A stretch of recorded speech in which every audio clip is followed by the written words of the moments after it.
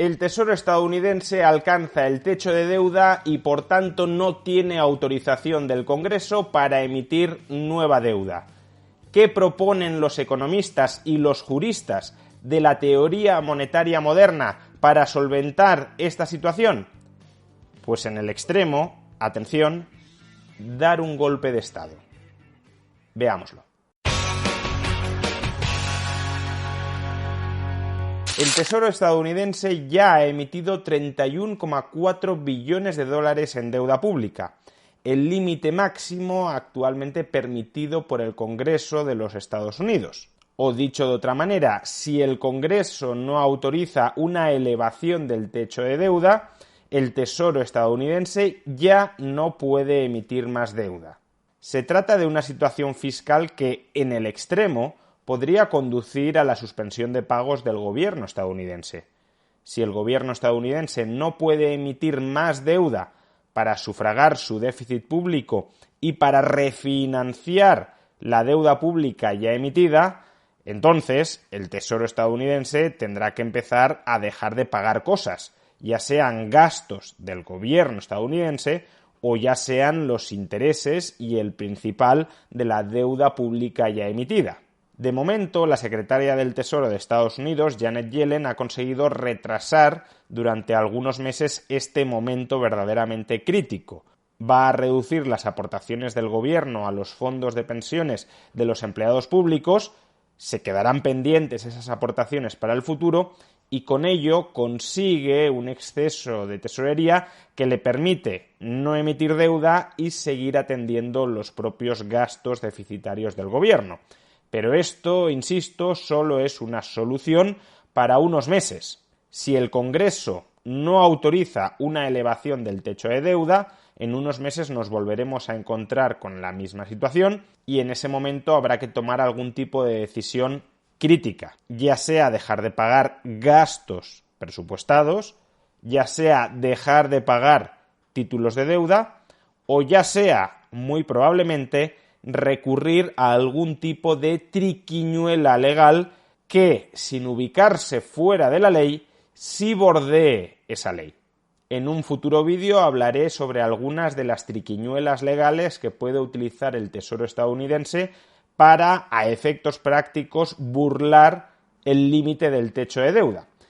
Hoy quiero hablar de una de ellas en concreto, ya no solo por los efectos o las consecuencias o el significado económico que puede tener, sino por las implicaciones políticas que podría terminar generando.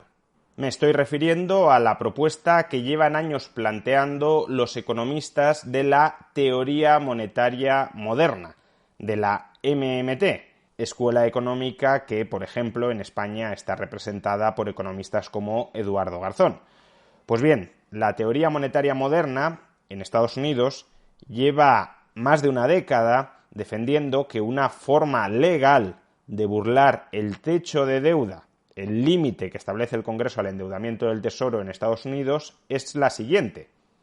El Tesoro minaría una moneda de platino de $1 billón, depositaría esa moneda de platino de $1 billón en la Fed, en la Reserva Federal, y la Reserva Federal, como ha recibido del Tesoro un activo valorado nominalmente en $1 billón, tendría que reconocerle al Tesoro un saldo en cuenta corriente, un saldo acreedor en el Banco Central de $1 billón. Un saldo en cuenta corriente del que, por tanto, el Tesoro podría echar mano, sin emitir deuda, para atender sus gastos presupuestados.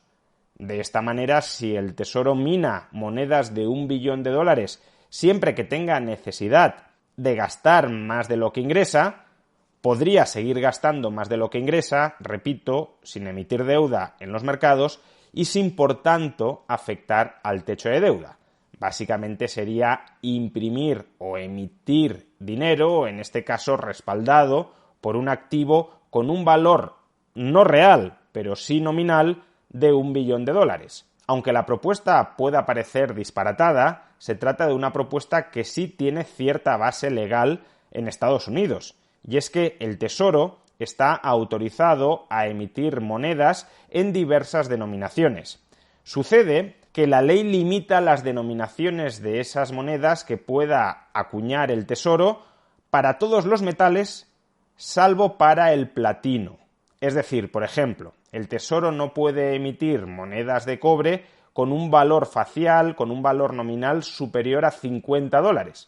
Pero esta limitación legal no existe para las monedas de platino, de modo que el Tesoro puede emitir monedas de platino y no existe ninguna restricción al valor nominal que el Tesoro les puede imputar a esas monedas de platino, con lo cual puede emitir una moneda de platino de $1 billón o de 10 billones de dólares si así lo quiere. Y la Reserva Federal, supuestamente, tendría que aceptar como activo esa moneda acuñada por el Tesoro estadounidense a su valor facial, reconociéndole, por tanto, un saldo acreedor en dólares por ese mismo importe al Tesoro. Bien, dejando de lado que esta propuesta, que puede ser legal, pero que tendría el efecto claro de socavar la independencia del Banco Central frente al Tesoro, porque básicamente el Tesoro habría encontrado una vía para conseguir que la Fed le dé a la maquinita de imprimir billetes o de incrementar el saldo digital en cuenta corriente del Tesoro de manera potencialmente ilimitada, de manera que la Fed se terminaría convirtiendo ya de manera descarada en una imprenta al servicio del Tesoro. Dejando de lado este problema, la propuesta tiene otro problema político-jurídico no menor. Y es que a buen seguro, si el Tesoro anunciara que va a acuñar una moneda de platino de $1 billón para depositarla en la Fed y que la Fed le reconozca un saldo acreedor de $1 billón en cuenta corriente, si esto se llegara a materializar, a buen seguro los republicanos recurrirían al Tribunal Supremo con el objetivo de que éste declare esa medida inconstitucional. Y no es en absoluto descartable que el Tribunal Supremo, que hoy tiene una clara mayoría conservadora, declarara esta estrategia política de minar una moneda de platino de $1 billón, que lo declarara inconstitucional por ser una especie de fraude de ley o de fraude de constitución. Básicamente sería una estratagema para socavar la independencia de la Fed y para puentear las negociaciones del techo de deuda en el Congreso. Cuidado, no estoy afirmando que minar una moneda de platino de $1 billón sea inconstitucional. No soy experto, ni mucho menos, en derecho constitucional estadounidense y, por tanto, no voy a opinar sobre ello. Simplemente estoy constatando que no es en absoluto descabellado que el Tribunal Supremo, ante esa coyuntura, declarara esa medida inconstitucional. Es un escenario que aquellos que defienden minar una moneda de platino de $1 billón no pueden descartar en absoluto. Pues bien, hoy los periodistas les han preguntado a dos de los principales impulsores de esta idea, de la propuesta de que el Tesoro debe minar una moneda de platino de $1 billón para saltarse a efectos prácticos el límite que le impone el Congreso del techo de deuda. Le han preguntado a dos de los principales impulsores de esta idea, dos intelectuales de la MMT, de la teoría monetaria moderna, el jurista Rohan Gray y el economista Nathan Tankus, que creen que debería hacer el gobierno si mina la moneda de platino de $1 billón, la deposita en la Fed y el Tribunal Supremo lo declara inconstitucional. Pues atención a la respuesta que ofrece el jurista Rohan Gray sobre lo que tendría que hacer Biden a continuación si el Supremo osa declarar esta medida inconstitucional. La respuesta es la siguiente: ignorar al Tribunal Supremo de los Estados Unidos. Sé que esto suena bastante extremo, pero si el Tribunal Supremo se alinea con los congresistas republicanos más extremistas, entonces la elección es o ignoramos al Tribunal Supremo o nos vamos al default. Habría que exigirle a la Fed que acepte la moneda de platino de $1 billón. Habría que enviar el ejército a la Fed. Se trataría de una crisis constitucional similar a la que se enfrentaron Lincoln o Franklin Delano Roosevelt. ¿Es una bola de partido o no lo es? si el Tribunal Supremo fuerza al presidente de los Estados Unidos a ignorar la enmienda 14 de la Constitución, que es literalmente una enmienda que se aprobó durante la Guerra Civil, si el Tribunal Supremo se alinea con los supremacistas blancos para intentar clausurar el gobierno de los Estados Unidos, entonces hay que ignorar al Tribunal Supremo de los Estados Unidos. Y atención a lo que añade a continuación el economista Nathan Tankus. ¿Por qué ceder ante los republicanos? Si el Supremo realmente bloquea la opción de la moneda de platino, y creo que hay muchas razones por las que eso no sucederá, entonces tienes que recurrir a la enmienda 14 de la Constitución. Y si el Supremo tampoco te permite recurrir a la enmienda 14 de la Constitución, entonces es que el Supremo te está forzando a que hagas default.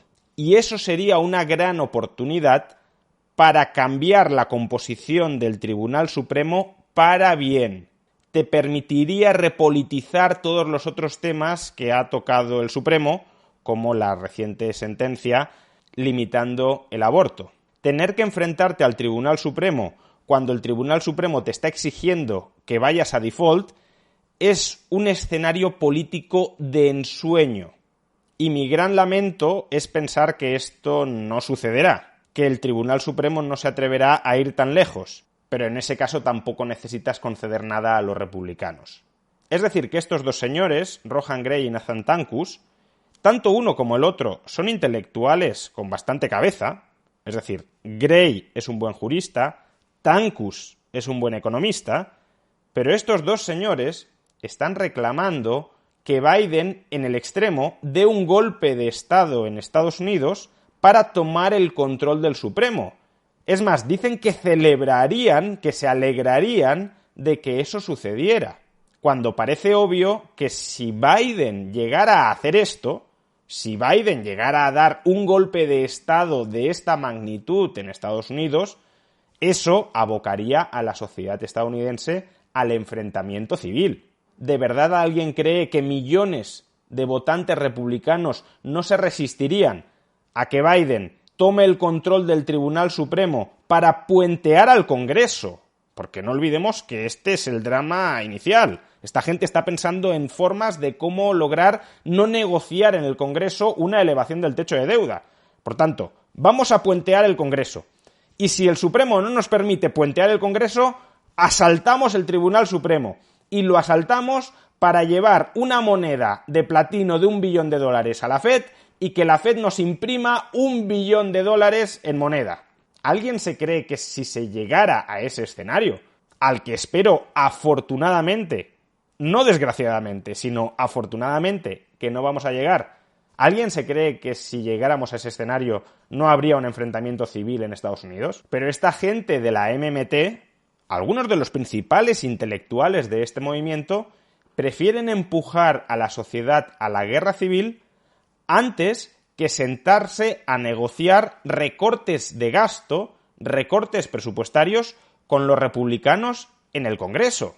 Para ellos es más inaceptable que el Tesoro se someta al Congreso, supuestamente la representación de la voluntad de los ciudadanos, para ellos es más inaceptable que el Ejecutivo se someta al Congreso que el hecho de que el Ejecutivo dé un golpe de Estado controlando la Reserva Federal y el Tribunal Supremo de los Estados Unidos.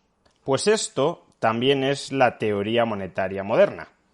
Esto también es la fibra moral o la falta de fibra moral que subyace a muchos de los planteamientos hiperestatistas y liberticidas de la teoría monetaria moderna.